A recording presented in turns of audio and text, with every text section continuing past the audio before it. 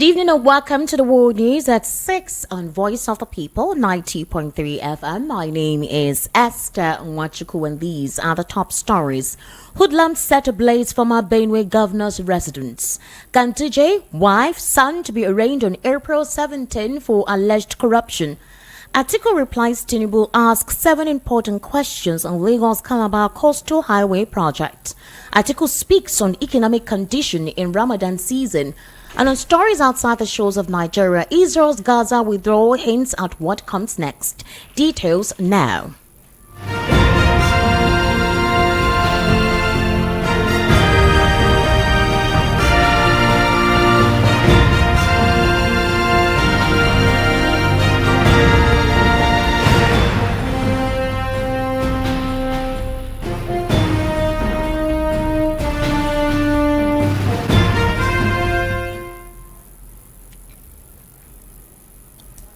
Welcome back. Hoodlums have burnt down the residence of a former governor of Benue State, late Upper Aku, in Boko area of the state. Now, VOP News gathered that late Aku was the first civilian governor of the North Central states. VOP News also gathered that the incident was said to have happened on Monday after the occupants were safely evacuated from the building by the police. Speaking with reporters on Tuesday, Makurdi, the daughter of the late Governor Deborah Aku, said the police rescued 6 of them early enough before the hoodlums burnt down the house. He also explained that trouble began in March after a man came to the house with a cutlass and threatened to deal with them if his goat died again, claiming that he was told that his animal died after drinking water from their house. Aku said her mother reported the incident to the police division in Boko and the matter was later charged to court. She, however, revealed that the first attack took place between 7 a.m. and 8 a.m. on Monday when the hoodlums besieged the house and trapped all 6 occupants.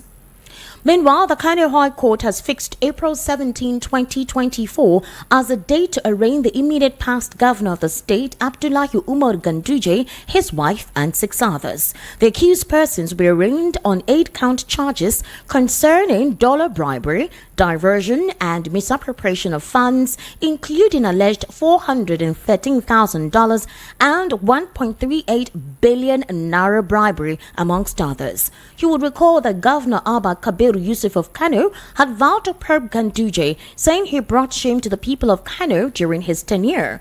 In the writ of summon, all the respondents in the suit are Abdullahi Umar Ganduje, Hafsat Umar, Abubakar Bawuro, Umar Abdullahi Umar, Jibrila Mohammed, Lamash Properties Limited, Safari Textiles Limited, and Lasage General Enterprises. In the criminal suit filed against the 8 respondents, the Kano state government said it had assembled 15 witnesses to appear before the court. The matter is fixed for 17th of April 2024 before Justice Usman Naaba of the State High Court.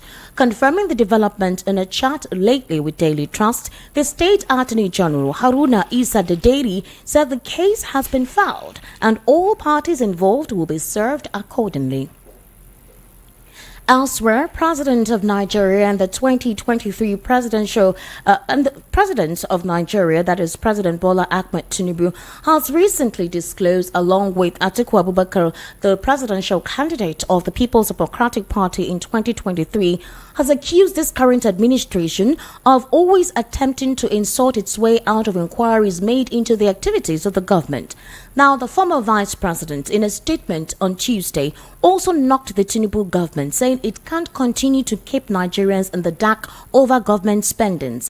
The former vice president, in a statement by his special assistant on public communication, Frank Shaibu, also dared President Tinubu to disclose the full cost of the Lagos-Calabar Highway project and how it got the design and right-of-way for the project in 7 months. The challenge comes as a response to Tinubu's government, which had earlier faulted the comments made by Atiku on the construction of the 700-kilometer Lagos-Calabar Coastal Highway.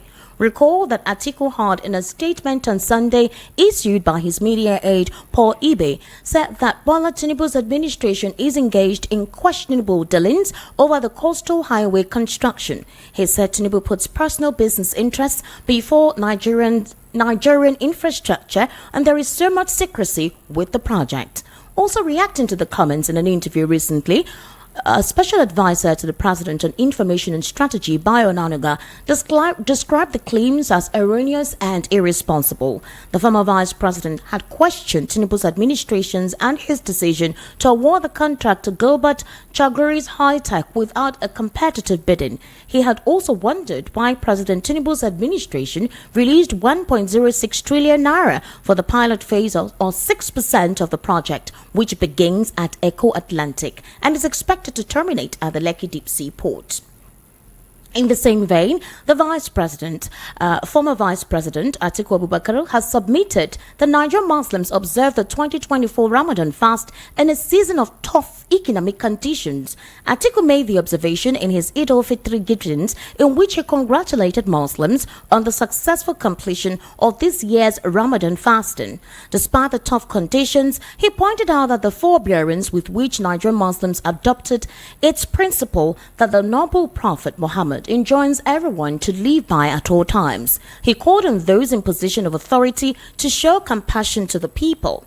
Atiku also prayed that the supplications of every believing Muslim and everyone else shall be answered by the Almighty Allah, and wishes Nigerians a blessed Eid al-Fitr holiday. The former vice president, in a statement by his office on Tuesday, said the lessons of the Ramadan fasting should remain abiding even when the holy month has passed. You're currently listening to the World News at 6 on Voice of the People, 90.3 FM. We'll take a short break. When we return, more news.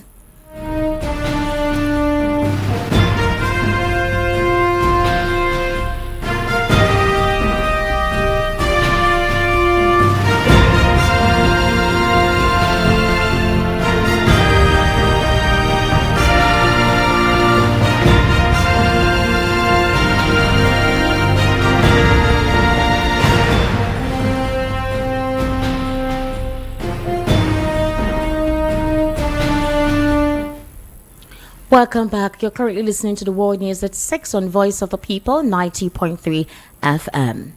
Now, a former presidential aspirant of the People's Democratic Party, Dele Momodu, has accused Nyesom Wike of disloyalty to the party and claims even though the FCT minister is working under the administration of President Bola Tinubu. However, the camp does not trust him. Wike, who former governor of Rivers State, backed Tinubu of the All Progressives Congress in the 2023 presidential election due to a tussle with the leadership of the PDP over the party's decision to field Atiku Abubakar from the northern region as its flag bearer for the exercise. He was later appointed FCT minister, but is yet to leave the PDP. The party has not sanctioned him despite calls for such. However, Momodu, a publisher, berated Wike for his stance and accused him of trying to destroy the People's Democratic Party. Wike feels, according to Momodu, that he is fooling the president and his people, but that people of the president do know him very well. This was disclosed via a monitored television program recently. The situation between Fubara and Wike has continued to generate concerns across several political forums in the region. And now for the news analysis segment, I actually have right here in the studio a political analyst, a social affairs commentator, and of course an economic strategist, and that is Mr. Peter Anosike. Mr. Peter Anosike, good evening and welcome to the World News at 6. Good evening and thank you for having me. Thank you so much for joining us this evening on the World News at 6, Mr. Peter Anosike. We're going to be having a long holiday now that the holiday has been extended to Thursday, although we would be here to continue to do our work. Now, let me start off with Better Edu. The Economic and Financial Crimes Commission so far recovered 30 billion naira for the federal government, while it also placed 50 bank accounts under investigation in the ongoing probe of the suspended Minister of Humanitarian Affairs and Poverty Alleviation, that's Better Edu, and also include erstwhile Chief Executive Officer of the now suspended National Social Investment Program Authority, Halima Shehu. Both Better Edu and Shehu were suspended about 3 months ago. Now, Mr. Peter Onosike, there have been questions as to where is Better Edu, what is going on with the investigation along with Halima Abubakar, and who are the persons that she mentioned. Now, you recall when Better Edu was suspended, or when the whole situation about the transfer, was brought to the light. The question that was asked when Better Edu was going through interrogations was, she said a lot of people were also involved, including the president, that the president's hands are not clean. So the question is, with this investigation, apparently 30 billion naira found. Several banks also have been discovered to be involved in this entire shenanigan. What do you think is going to take place now? Well, for me, this is not how investigation is being carried out. Because she is in the comfort of her home. I don't know whether it is in Nigeria or any other part of the world. But nobody has put her in detention. Okay. So somebody who mismanaged or stole such an amount. So that's why I say that EFCC has never been objective in their investigations and the handling of cases. Well, you know that along with Betta Edu, Halima too is in the comfort of her home while this investigation is ongoing. You think it's possibly due to health reasons or one particular factor or the other that while the investigation is ongoing, they don't have to be in the custody of the EFCC? Well, one thing that rich men and women run to whenever EFCC invite them is either that to run to the Bible or claim health issues.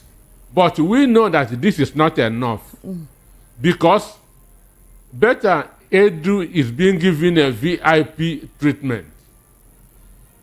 Okay, this is somebody who 30 billion was discovered to have been either misappropriated, mismanaged, or stolen by her, and she's still in the comfort of her home. According to the EFCC, Mr. Anosike, they are saying that they have a lot of cases on their table. Betta Edu and Halima Abubakar are not the only individuals that they have to investigate, but there are also several discoveries that they have unfolded and they stumbled upon in the course of their investigation. So the detention centers are now filled up. But that's the question. Why are they not in detention centers if you're judiciously carrying on with your investigation? If they are free, it helps them to cover up cases. But he's saying that there are processes to follow, that having to focus on Betta Edu alone and Halima, there's a process to follow before someone will be put into any custody. But we recall that there are other cases. Why are they not using that same process on Godwin Emefiele? So that's why I said that they have never been objective in their investigation.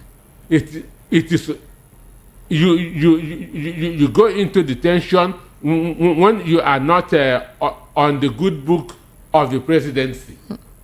Understand? That is the only time that people are taken into custody. Once you have Abraham as their father, as Adam Oshiomhole said, take your money and go away. Don't disturb me anymore. So Betta Edu and Handema being outside is helping them to be covering cases, which is not what it should be. Okay. Because they should have also given Nnamdi Kanu that same reproof. Sure. Because they say that a suspect is deemed innocent until proven guilty. Nnamdi Kanu had not been proven guilty. Godwin Emefiele had not been proven guilty. Why are they not going that to court from the comfort of their houses?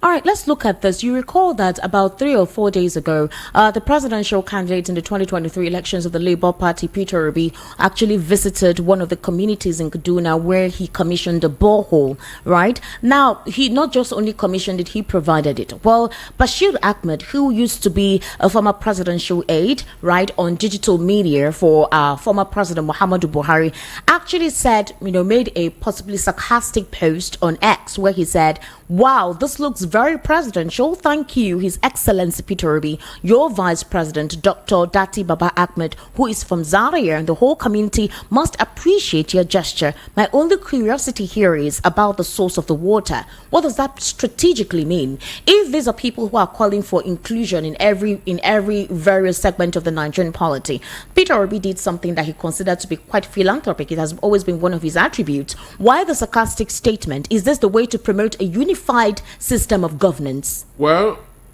Peter Obi is living who he is. Okay. Understand? So as of inclusion, an ego does not mingle with chickens. All right. So Peter Obi shouldn't be in their party. All right. Understand? So Peter Obi shouldn't be mingling with them. Peter Obi is doing what is fulfilling his purpose as a human being. All right. So whatever he is saying, he is just a shoe shiner. He is a shoe shiner. These are people that we begin to hear their names from Buhari. Okay. 2015 and beyond, I've never heard that name before. Right. Okay, now, Mr. Peter Onosike, I'm taking you back to the previous question and asked about the EFCC and its method of conducting investigations. Now, questions have been asked as to the process the EFCC handles investigation cases. Others are possibly making speculations. Critics actually saying, could there be a possibility that in some of these cases that seems to be a little bit confusing or imbalanced or compromised, that there could be a complicity from the side of the EFCC? Is there a possibility that that could be one of the factors that derails some cases and accelerates some cases being handled by the EFCC? I repeat, EFCC from foundation has never been objective in their investigations. They always do the bidding of the president. All right. They go after you when you are not in the good book of the presidency.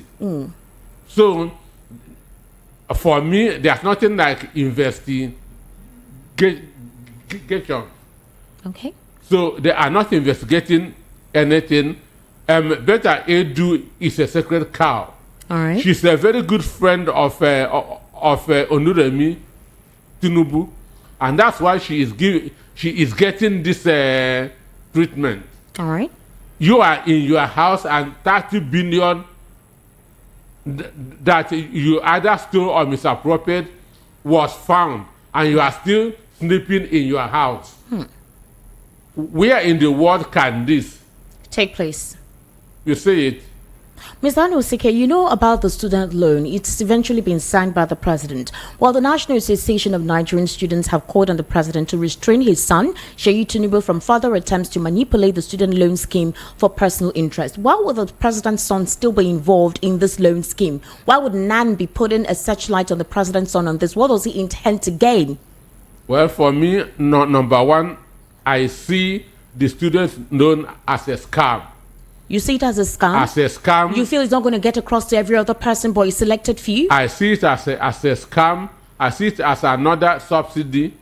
Understand? Okay. I see it as a way. You see it as another subsidy or another subsidy scam? Another subsidy scam for the rich to become richer. Because one, we don't have data to know the number of students in the country. All right. Understand? And the conditions has made it impossible for any student to get that loan. But Mr. Onosike, the president has asserted, has actually stipulated, along with signing that bill, that those who should benefit are those who are really in need of it. I think a committee has been set up to ensure a credible process through which these loans will be properly distributed to those really in need of it. However, ASU is saying that it is a possibility that these students may not actually be able to refund these loans. And they're saying, how about if the government wants to subsidize, as they say, they should consider it a grant, considering the fact that there is a possibility that this loan will not be repaid in the due time, at the due time. And the fact is this: how do we authenticate the viability that indeed students actually got access to these loans? One, the students' loan scheme was borrowed from the United States. Yeah. If you Google now, there's 1,707 billion student loan debt in the United States. Okay. 1,777 billion. And this is a country that has jobs. And students are finding it difficult that to pay. Because if you don't pay, you end up in poverty. In America, you cannot get social housing, understand me? You cannot even buy cars until you finish paying this loan. But the condition in Nigeria, they say you start paying 2 years post-graduation. Where is the job? There's no job anywhere in the country. You start paying a year after your NYSC. That's number one. If you cannot pay, your guarantor will start paying. If you cannot pay, he goes to jail. Who is going to sign such a loan?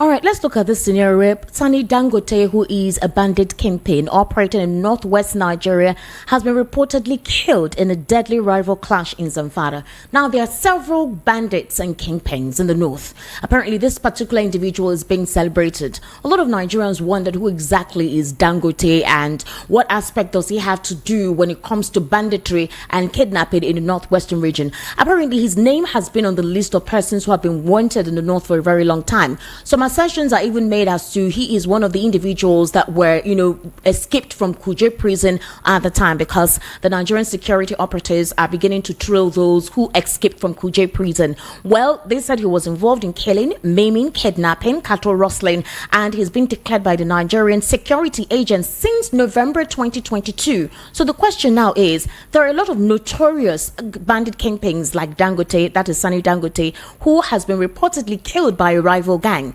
So if this individual was killed by a rival gang, why would the security operatives take, take the honors for it?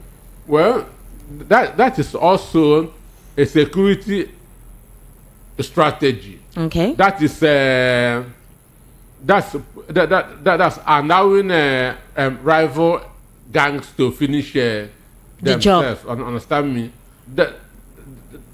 That's causing a fracas between them. Okay. All you need is to eliminate them. So if they can eliminate themselves, okay, good. Understand? So the main thing is that the kingpin is no more, okay, which is a good news for the security and for the innocent citizens that their life are being endangered. All right, Mr. Nosike, finally, before I let you go, there are statements that some persons who worked under the former president, Muhammadu Buhari, a lot of them, some of the ministers are on the run because the EFCC is trying to investigate them. While apparently former Kogi State Governor Yahaya Bello and some ministers who served within the administration of former President Muhammadu Buhari have vanished from public spaces over fears of imminent arrest. And Bello has left office in January after 8 years, has been named as a co-conspirator in an alleged corrupt conduct, and his name has been mentioned during a rearrangement of his nephew Ali Bello. Now, the EFCC amended charges, but apparently most of the persons mentioned have escaped. Nobody can find them. Nobody knows where they are for them to pursue the case. So the question I'm asking you, Mr. Peter Nosike, is this: how far, how stringent, what are the resources that will be applied if indeed the EFCC intends to pursue the case of these members involved in financial misgivings or fraudulent activities? How far are they willing to go to ensure that most of these ministers on the run are repatriated? Well, I don't really believe that the ministers are on the run. Okay. Why? Why would you say so? Some of them may have gone, that's for the Hajj. For the Hajj? Yes. Well, why would they come out to publicly say they're on the run if they know where they are? No, EFCC want to give impression that they are busy, that they are doing something, understand? Because APC cannot prove APC. That is one thing. APC cannot prove APC. Assuming that it is a PDP that APC has taken over from, by now, they would have been jumping the fences of those ministers and be arresting them. Understand? That's what they are good at. Then for Yahaya Bello, that's why governors fight tooth and nail for them to bring those who will succeed them. You can see that the Dodo or whatever is his name will not bring materials or bring anything to put him on the spotlight, because he is a beneficiary of Yahaya Bello. And again, Kogi people have said that their money is not missing.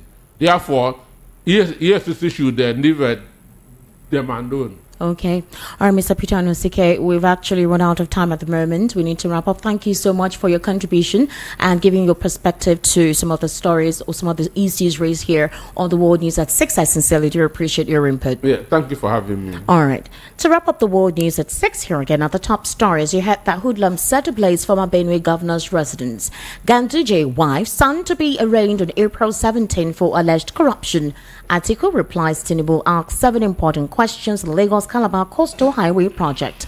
Atiku also speaks on economic condition in Ramadan season. And of course, finally, you also heard that the Israeli troop withdrawal from Gaza announced on Sunday was greeted with widespread surprise, even as the Israeli army and government have been put pains to stress that it has no great civilians. Israel's bombardment and the idea so far has left a lot of people worried as to the state of Pakistan and Palestine. Thank you so much for the World News at 6. My name is Esther Mwachuku. Good evening. Thank you for listening. Up next is the Evening Rush with Precious.